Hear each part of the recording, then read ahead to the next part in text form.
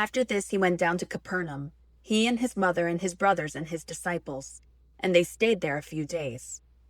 The Passover of the Jews was near, and Jesus went up to Jerusalem. And he found in the temple those who were selling oxen and sheep and doves, and the money changers seated at their tables. And having made a whip of cords, he drove out all of the sheep and the oxen from the temple, and of the money changers he poured out their silver and overturned their tables. And to those who were selling doves he said, "Take these things away. Do not make my Father's house an emporium." His disciples remembered that it is written, "Zeal for your house will consume me." The Jews then answered and said to him, "What sign do you show us for doing these things?" Jesus answered them, "Tear down this sanctuary, and in 3 days I will raise it up." The Jews then said, "It took 46 years to build this sanctuary, and will you raise it up in 3 days?" But he was speaking of the sanctuary of his body.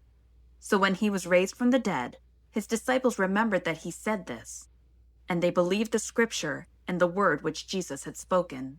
Now when he was in Jerusalem at the Passover, during the feast, many believed in his name, observing his signs which he was doing.